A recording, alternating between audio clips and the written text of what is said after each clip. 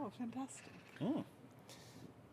Right, well, because there's always that slight risk that we'll have too much wind going into the microphone. I was trying to stand between the wind it and the shouldn't really mic. matter, and there's always a little ad hocness to this kind of recording, but we can set up and do a slightly... Hello and welcome to this special discussing episode. I don't know if I can sensibly call it that. It's on location this time. So on Tuesday, the 25th of February, myself and semi-regular on the pod, Liza Graham, visited Oxford University, St Edmund Hall, to find out more about their upcoming Oxford Mystery Cycle. Our host for the visit was... My name is Henrike Lähnemann. I'm Professor of Medieval German Literature and Linguistics at the University of Oxford and a Fellow at St Edmund Hall. My own background is in art history, theology and literature. And the medieval plays are really the perfect combination of these things. So we started doing plays when I became director of what is Oxford Medieval Studies, the largest conglomeration of medievalists in the world, together with my co-director Leslie Smith, who had been at Toronto University, where the Pontifical Institute is doing every other year a large cycle of medieval plays.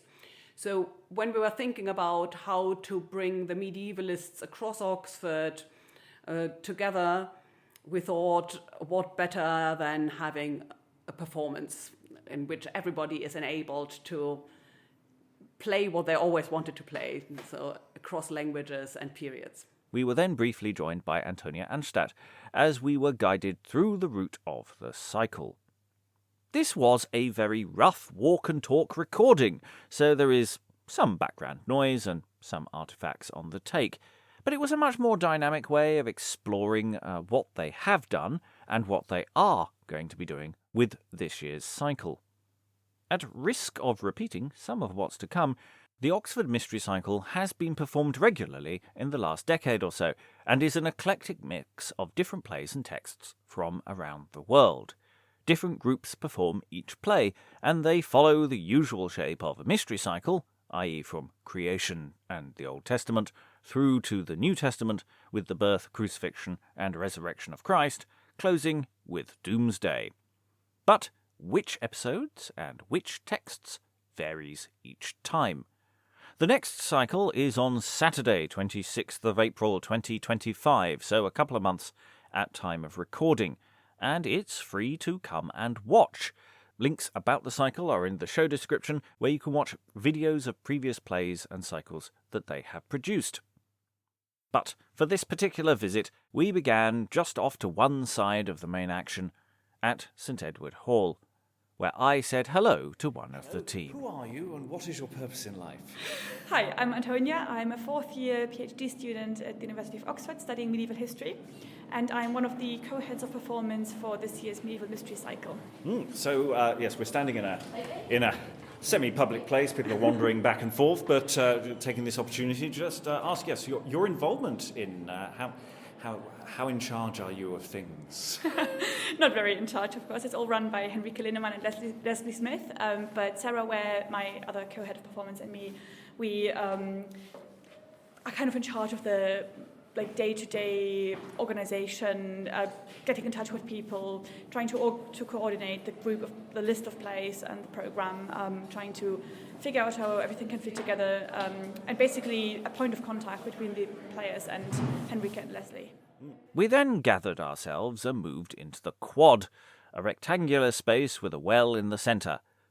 We began on the opposite side to the Porter's Lodge, by the doorway to the old library, where students and tutors were passing, and where parts of the walkway were undergoing repair. It's site-specific, in the sense you have a series of different stations that you go round, and you have a sort of journey that you're going to take us all on. Yes, exactly.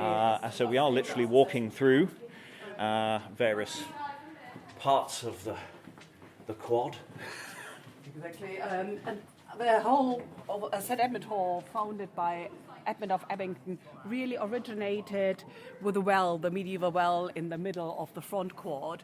So in the first performance cycle, we had Adam and Eve hiding in the well, which was quite appropriate, springing out of this. And the well sits in the middle of the quad, overlooked as in a medieval monastery by the refectory on the one end and the chapel and old library on the other end. So we played the whole space, having spectators all around, and Lucifer was transforming, coming from the chapel towards the well, from angel to devil. And, it's quite good. So then the well transformed into the altar for Abraham and Isaac, where Isaac should be offered. The whole small staircases around the front quad work quite well for figures to emerge from it, but also as a backdrop for the band. We had a medieval band playing during the creation while all things emerge from the different corners. So your creation, you generally start from where in the... So where we are standing now in front of the chapel, which has a nice entranceway and also has a crucial ingredient.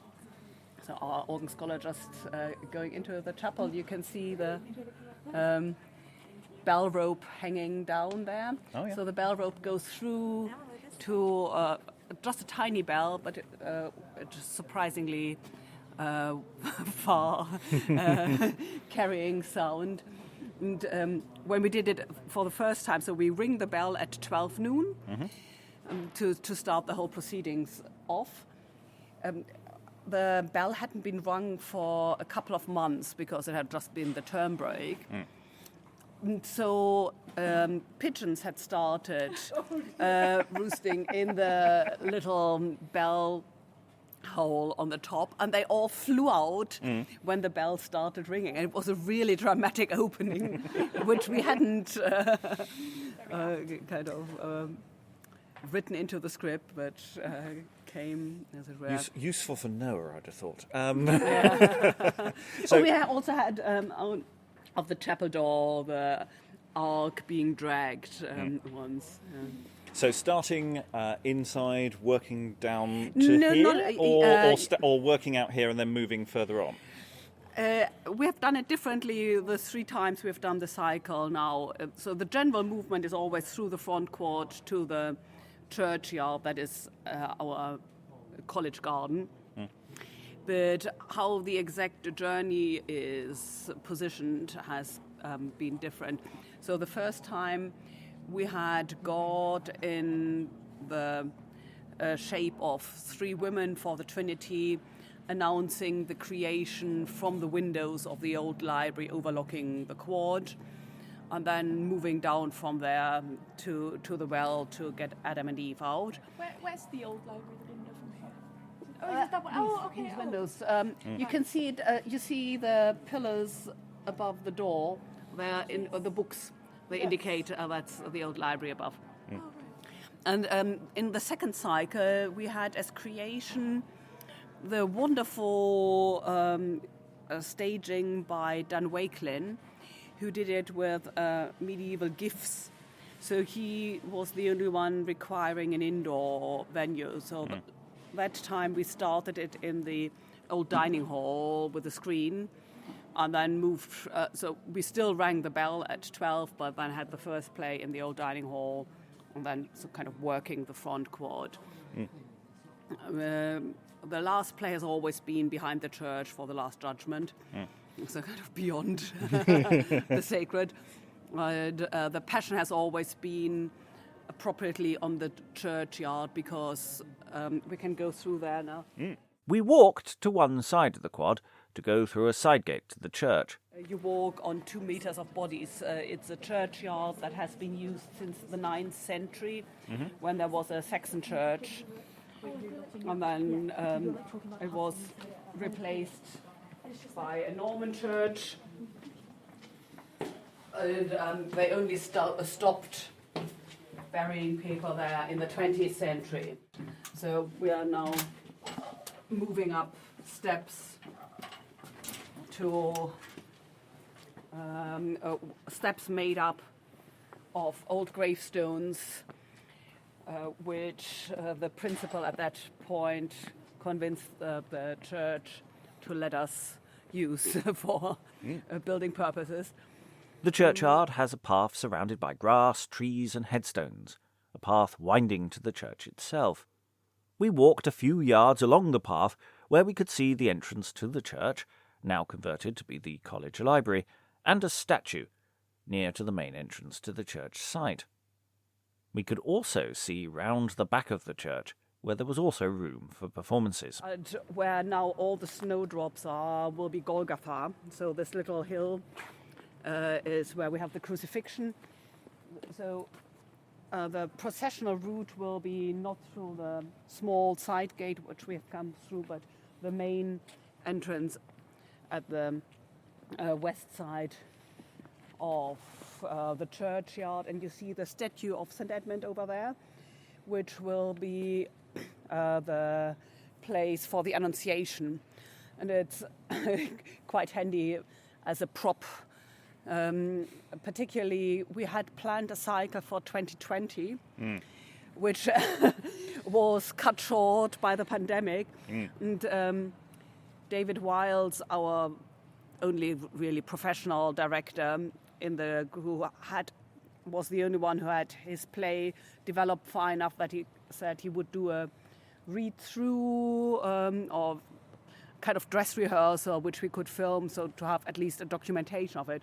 But while we were doing the dress rehearsal, Jesus was collared to go home. So we had St Edmund standing in for Jesus and Mary Magdalene washing his feet instead of that of the actor.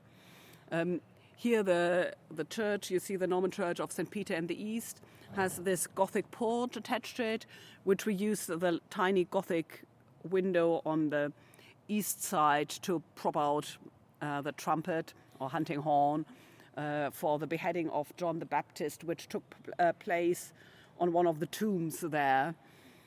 Then you see the entrance to the crypt, which has been used for the harrowing of hell, except for the first year when we had a wretched wren nesting there, and they are protected species, so we couldn't disturb the wren by harrowing the hell down there. So we had to play around it. You always have to pick the right time of year to harrow hell as well. I mean, Yeah. so you've got to be careful with that. You see the tomb at the far end of the churchyard, which is very handy for Jesus to hide behind and pop up as a surprise to the Marys approaching the tomb. And it will be in beautiful bloom at the time of play. It's a cherry tree next to it, which is then buzzing with bees. I took this moment to quickly ask Antonia a question, as she was popping off at this point in the walk round. So, just a bit, because I know you're rushing off relatively soon. In terms of what your hopes and what your expectations for this year's performances, what are your thoughts there, or any thoughts that you want to throw in at this point? Well, I think it will be a wonderful, beautiful, fun day. And my biggest hope is that lots of people come and they enjoy it and they see how fun the Middle Ages are. Especially those who think that, drama started with Shakespeare and there was nothing going on before drama or otherwise. And I hope that lots of people come and enjoy it and get into medieval history and into drama. That would be lovely. Because you have a very eclectic mix of texts as well. People think of mystery cycles, they think of York, they think of Chester, they think of a very established set of texts that might be performed in a city on one day or over several.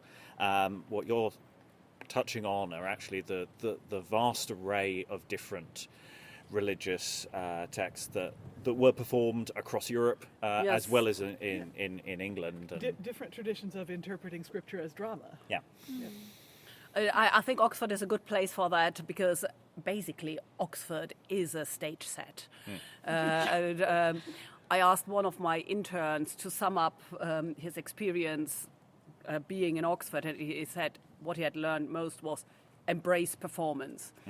So what we want to show is also that the dramatic elements in all of medieval literature and theology and literature, in song, that everything is meant to be staged and performed.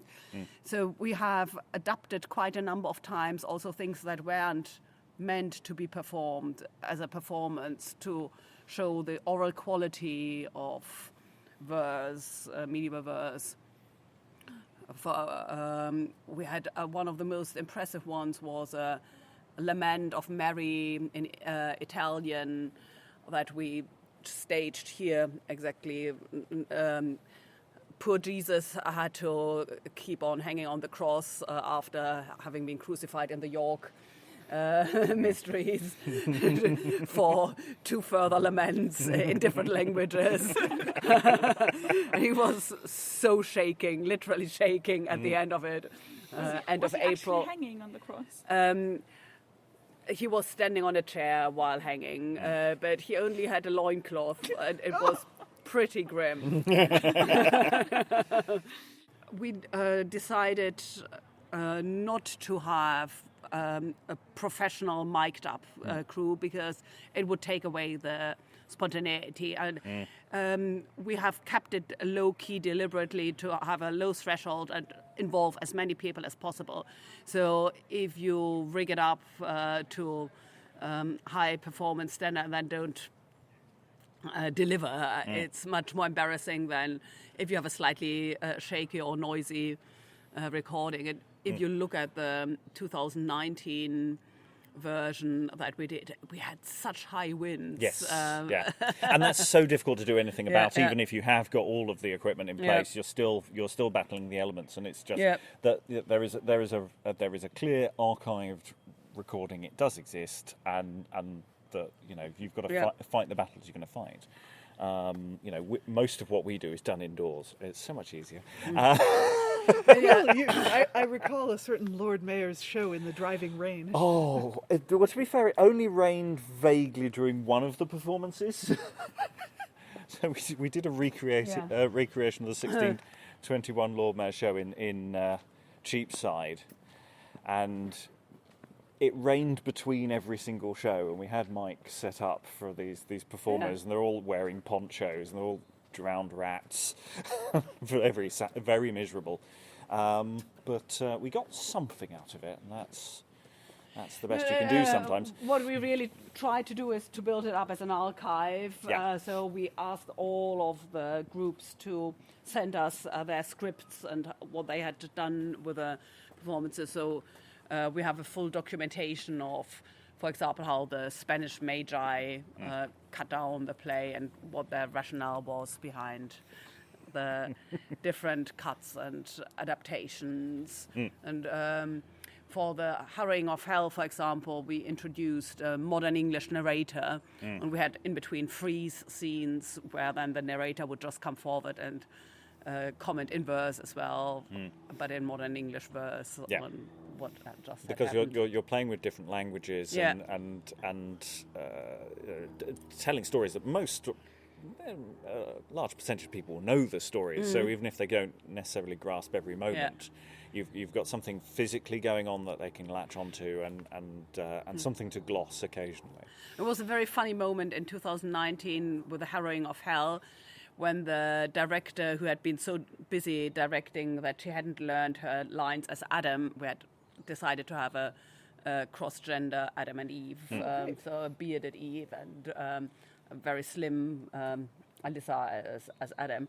And she didn't have had time to perfectly learn her lines, so she in between improvised and said, "Wie gut, dass hier niemand Deutsch kann." How good that nobody speaks German around here. And everybody laughed, so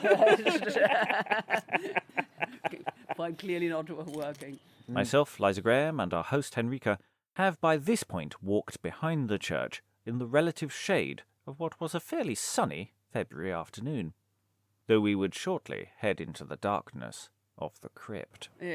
So we are here now behind the church, and that's where then the horses of the Last Judgment will be galloping along. And you see the tower up there, so I'll be up on the tower with a trumpet for the breaking of the seals. Because, the townly starts with, "Hark, I hear the horn that calleth me to judgment," and so then the Amazing. horn is sounding. Fantastic. And I'll take you down now into hell. Oh, please do. Aka the crypt. So long as we can come back out again. I'll ask for some Jesus. The chaplain might still be around. And this is it's a non-ticketed event. Anyone Yes. can just come along and Yeah. and view. Do you usually have large crowds?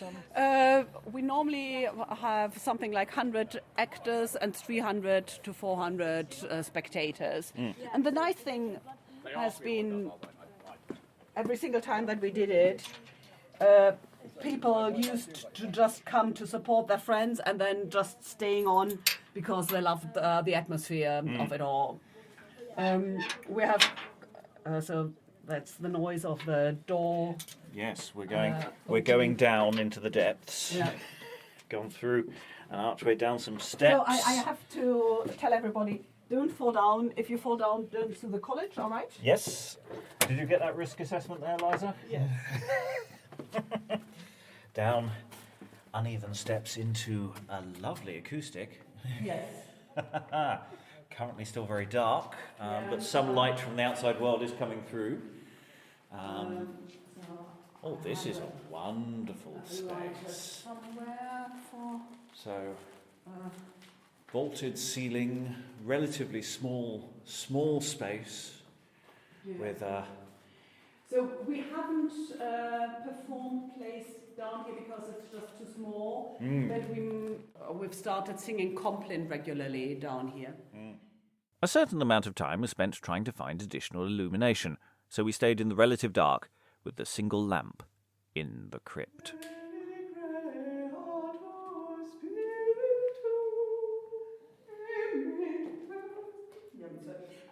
I ran an Ethernet cable down here during lockdown and did all my lecturing here.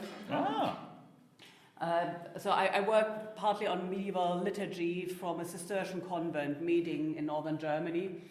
So I conducted liturgical workshops from down here. So Lumen ad revelationem gentium et gloriam plebis tui Israel, nunc dimitte servum tuum Domine, secundum verbum tuum in pace, lumen ad revelationem gentium, et gloriam plebis tui Israel. So the space is still used for liturgical purposes. The church itself is our library now, but it wasn't deconsecrated. So the college bought the font down here, and you can still have baptisms down here. And, as I said, we're singing Compline regularly in the space. The small windows that you see are the original ones. The larger east window had to be extended to be able to look above the growing ground because of all the bodies down here. We did this short version of the Last Judgment Townley play down here, following the instructions from the Bordesholmer Marienklage, so a Middle Low German play from northern Germany from the late 15th century, which fortunately has extensive stage directions, and we could adapt that. So they say you should have a semicircular wooden stage in front of the choir area, so we built it there just next to the altar. It's actually still in the side. So maintenance team put it together for us. So that's the advantage of performing in a college. And then it says it starts with a procession of the main actors with Jesus and John wearing a casula rubra, a red chasuble, and both with a diadema de papiro, or corona, so with paper crowns, Jesus having then a red cross on the front, on the back, and they should be accompanied by deacons carrying candles and also carrying the props. So a wooden sword to represent the pain that Mary experienced at the crucifixion, and a chalice to receive the blood of Christ, but also representing the chalice of bitterness. So an interesting exteriorization of emotions through props. And we had very little time to put this play together, just 3 days. So Jesus, who had the most lines, got one of the deacons to hold a scroll for him to read from. And then we just had a good and an evil soul, and they were just wearing their scholars' gowns from Oxford because we ran out of liturgical vestments. So only the angels and Jesus had liturgical vestments. And I then improvised the wounds of Christ, to which he is referring, by painting it with a lipstick of the camera woman on white gloves, cotton gloves, which Jesus then could hold up for blessing. And we used the vestments from the chapel. And that worked quite well, having, I can show you pictures of that later.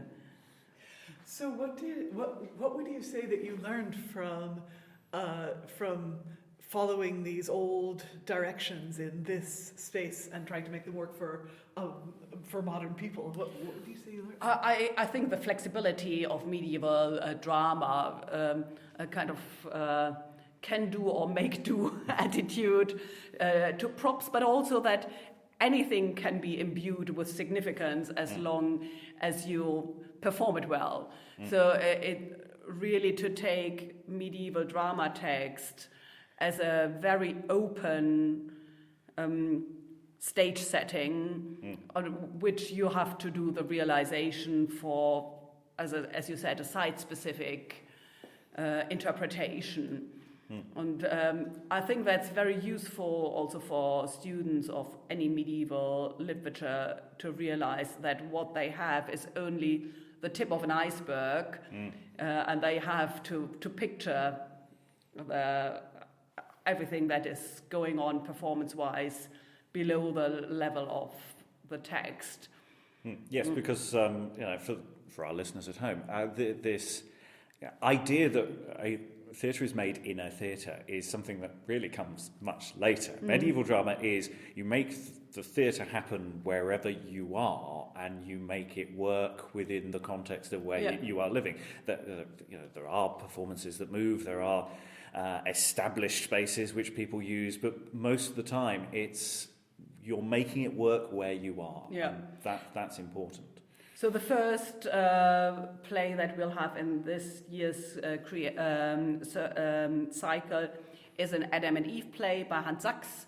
And we know that the Shrovetide plays in Nuremberg were just performed in pubs. So you would put together 2 barrels and then put a wooden board above it and jump up and start acting.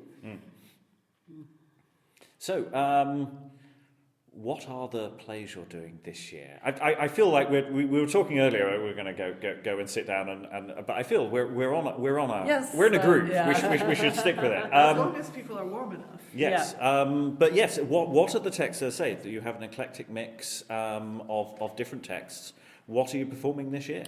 So part of the fun has been to run it as a franchising operation and encourage people to perform what they are most familiar with or what they really wanted to test for an audience. So the Hans Sachs play, which I just mentioned, the Adam and Eve, is done by a doctoral student in German who's just starting on his doctorate on the reception of Hans Sachs in the GDR. For that, he is also looking into the original text by Hans Sachs, obviously, and really wanted to see whether it was still funny. Because Hans Sachs has become a kind of iconic figure and his texts have been forgotten. And he wants to argue the case that the texts are really worthwhile, and it's just, if you are reading them as a study exercise, that they are boring, that they have a huge dramatic potential in them. Before that, we'll have a very short creation. Then we have a flood in English. I'm not sure which version they are doing. And the New Testament will start. We'll probably also have an Abraham, but done by the theology students' ordinance of St Stephen's House, who wanted to have something theologically challenging. Okay. It is quite a theologically challenging episode, because Yeah. there are lots of questions that can be asked about it. Then we'll move through to the churchyard and have as first thing an Annunciation in medieval Dutch. Oh, nice. Which is also a kind of test case, because it will be staged by a doctoral student who is visiting from Leiden, who's working on a project to edit Middle Dutch prayer books. So she wants to a staging inspired by the iconography of medieval prayer books. So a fairly static, like tableau vivant staging. To also see how a story that would be utterly familiar to the audience can acquire new meaning through acting out.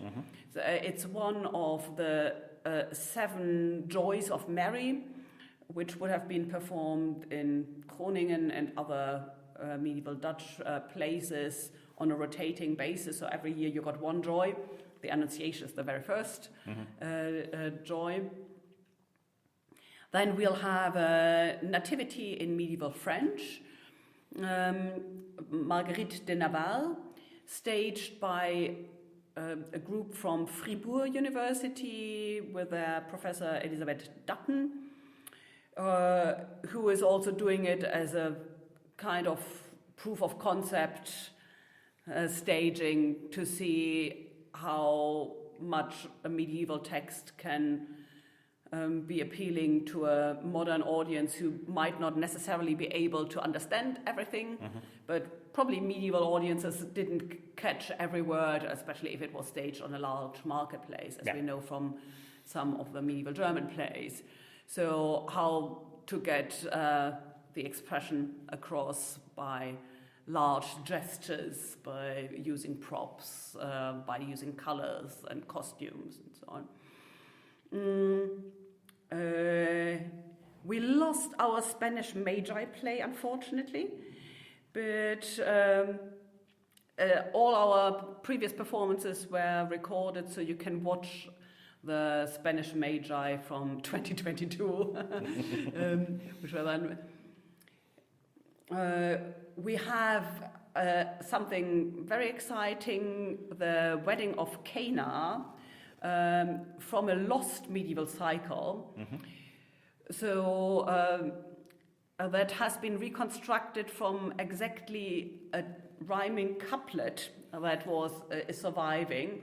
And the director, so this is for anybody listening now, has set out a prize for anybody who can guess which were the 2 original lines among his modern medieval English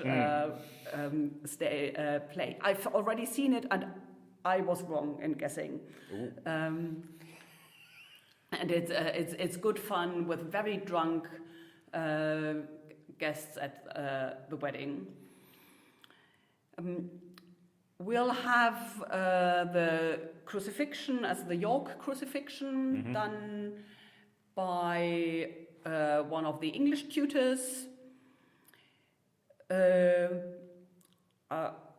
who is just starting at Lincoln College, and she was herself acting in the second Shepherd's play for the 2019 cycle and wants to take the comedy from that into the crucifixion. And so they were for a scooping exercise already on the churchyard to see where they could position the cross. It's slightly tricky because we have so many bones down there, and you shouldn't be coming.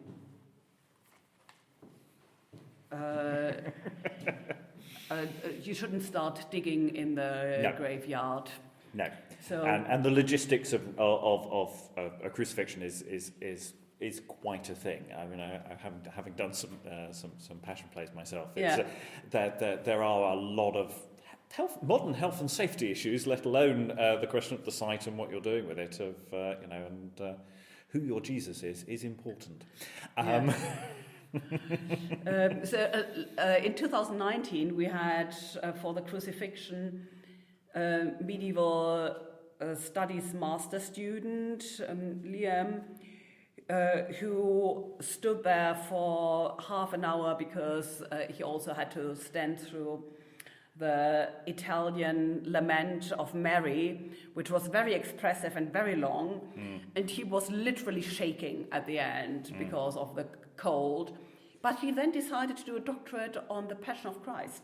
So it left a lasting impression on him. Then we'll have this quite controversially probably followed by kind of allegorical or rather typological counterpart to the Passion of Christ, namely the Passion of the Virgin Martyrs by Roswitha of Gandersheim, staged in Latin by David Wiles with a community group from Ifli. They always do brilliant performances. So they did the Creation the very first time. They did a beheading of John the Baptist in French 3 years ago. And yes, and just for those listening to the podcast, I don't think it will be released by the time this episode goes out, but we have looked at some of those plays ourselves, and yes, it'll be very interesting to hear it in Latin. We've only looked at these things in translation, so I'm very interested to see what that is like, especially with some of the staging questions that those texts throw up. So I'm very interested. Last time they did the Carmina Burana Passion play, which was hugely impressive. As well. Wonderful devil, very lascivious Mary Magdalene, a good fun.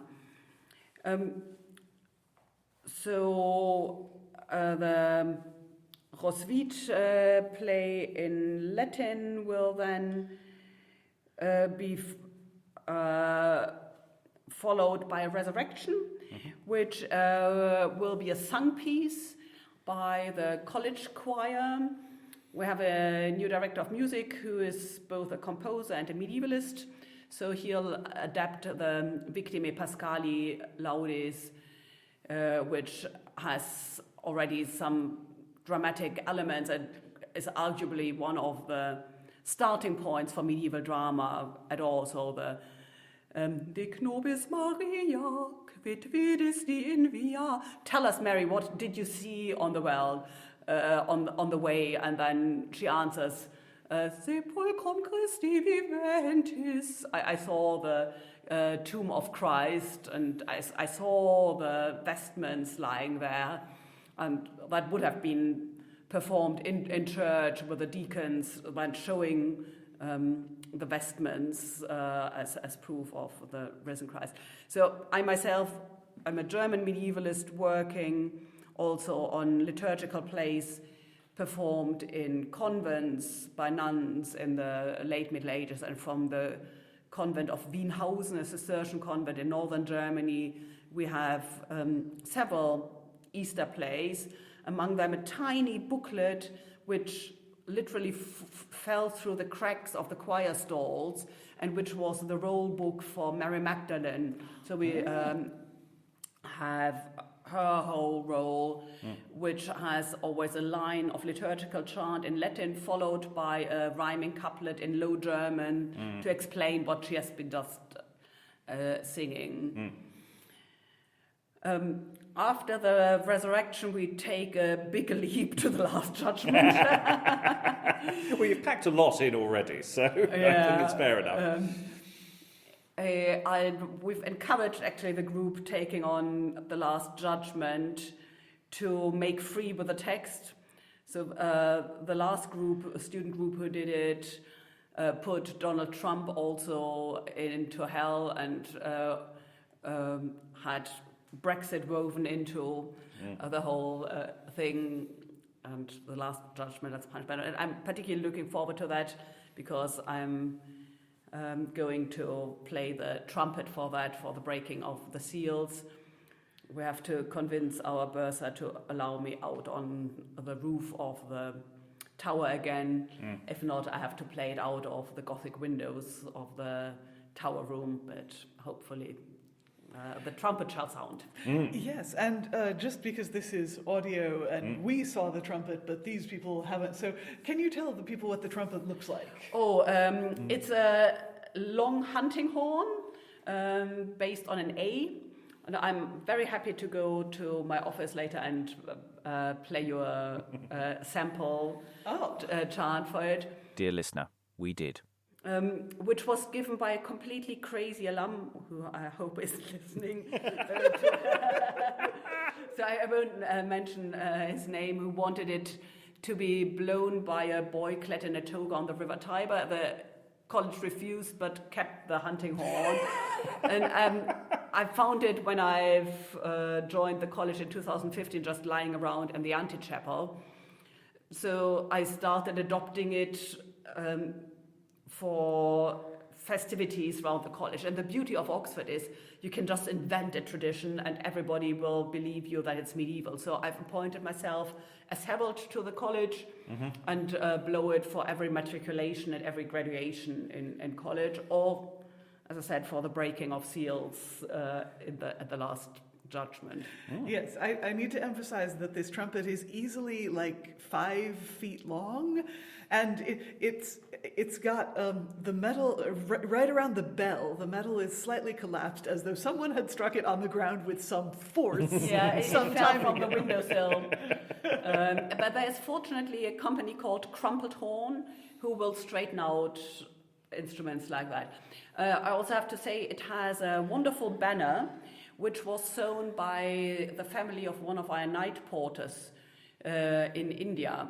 He comes from a family of embroiderers. So one of our junior deans took it over to India 2 Christmases back and brought it back fully embroidered with a college crest, which is the coat of arms that Edmund of Abington, the founder of St Edmund Hall, adopted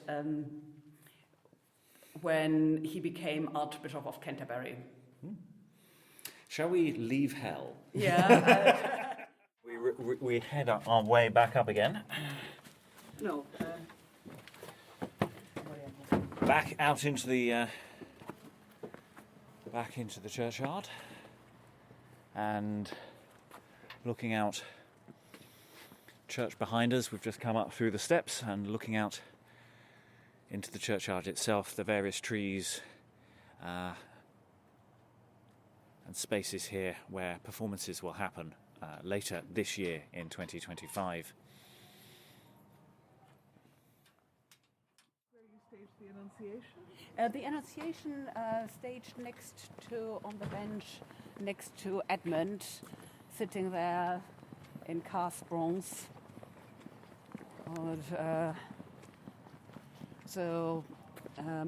It's quite nice if Mary can sit reading together with Edmund when Gabriel approaches from behind the bicycle sheds.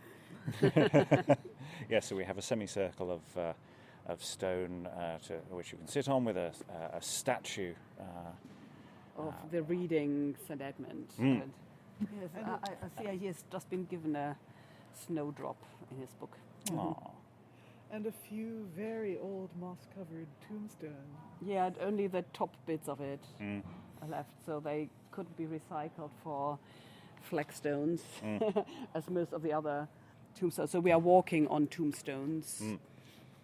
So Herod was raging over there for 10 full minutes. It's what Herod does. Yeah. He likes his boast. Yeah. So, you're hoping to keep this tradition of doing mystery cycles alive Yes, as an ongoing. You've done a few now, and are you? You were talking about traditions, Yeah. establishing a tradition and claiming it's going back even. You should have said it was the 92nd. So in Oxford they say anything that has taken place twice is a tradition. Yep. So we've done it now 3 times, and it's definitely a tradition. So we have had students applying to Oxford putting down on their application form that they wanted to act in a medieval mystery cycle. So we really have to keep it going.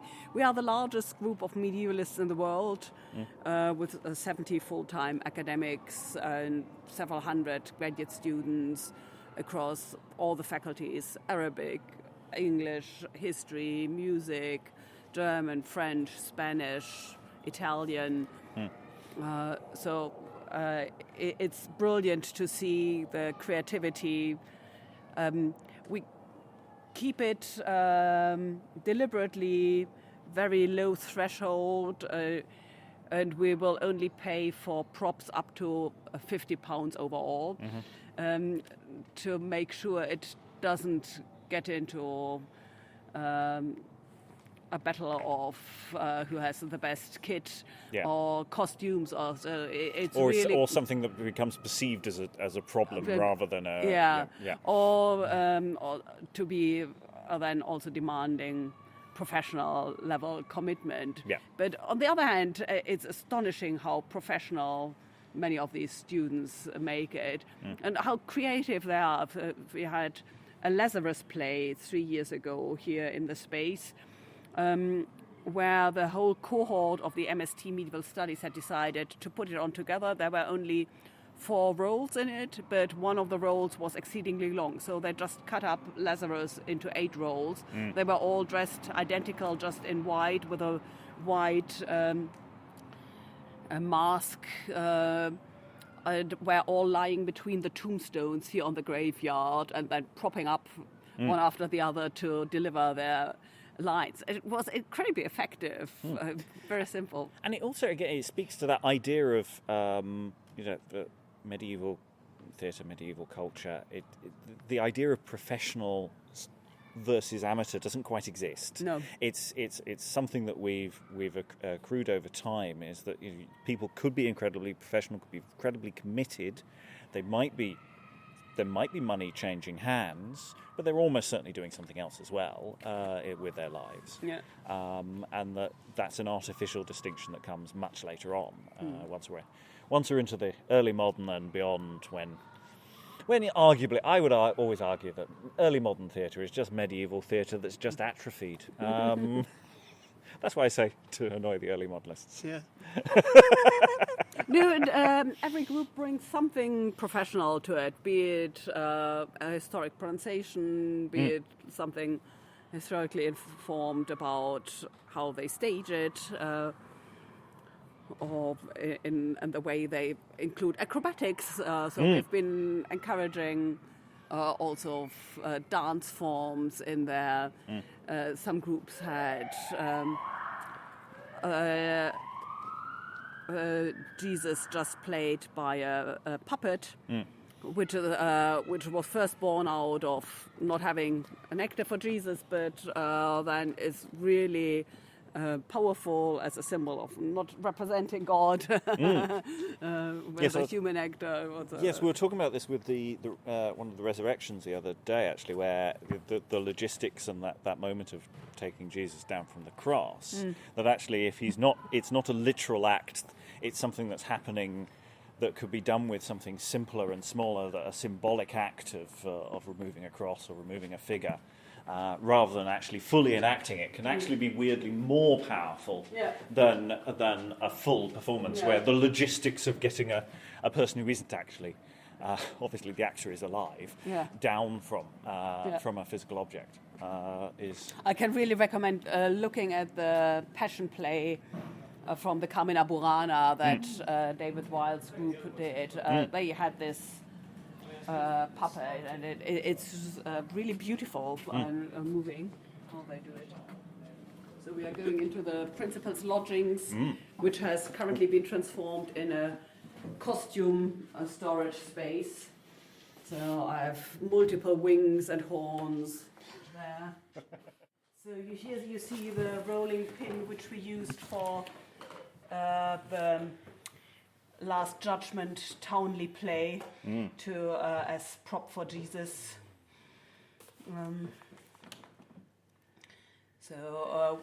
Which starts the play.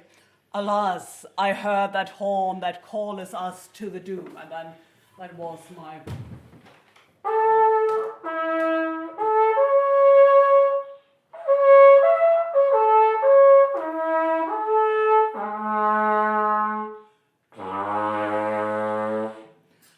So that is the bass A note. Oh, lovely. Beautiful. What a clear sound it makes. Yeah.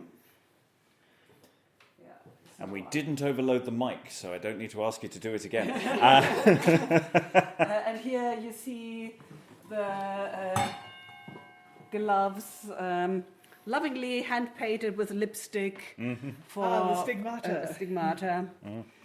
Yeah. So, which he lifted up when he says, "Here may ye see me woundes weede." That he suffered for your misdeed, through heart to head, foot to hand and seed. Not for me guilt, but for your need. Yeah. So we had actually a master student in medieval studies for that, Shawworth, who is currently working on medieval dialects. So he had... that is, yeah. Yeah. You can listen to that on History Hit at the beginning of April. It's happening on Saturday after Easter, which is 26th of April, in and around St Edmund Hall, Oxford. So a medieval hall that has housed students since the 13th century. For me, really, the most enjoyable is to see the place come to life in interaction with the audience. So we encourage all of the audience to join into the spirit. We had, for one of the crucifixions, actually handed out the Italian one, leaflets with the words in Italian for the crowd to shout. So I think that's what I most have learned, is that you can only fully understand these texts if you see them, how they work with an audience. So an encouragement to everybody to come along and join and give us feedback and keep the spirit alive of these plays. Excellent. And that's it for this episode. We will be returning to the Oxford Mystery Cycle later this year, as we hope to be there on the ground, watching, listening, and talking to the audience. If you want to go into past performances, these are currently on YouTube, and there's a link in the show description for their web pages, which features all publicly available material on these shows. Till next time, many thanks to my guests and the whole team at Oxford. You've been listening to the Beyond Podcast, hosted and produced by myself, Robert Crighton. Follow us on social media at Beyond Shakes on most sites, or visit our website at beyondshakespeare.org. Or you can also support our work by becoming a patron at patreon.com/Beyond Shakespeare. Goodbye.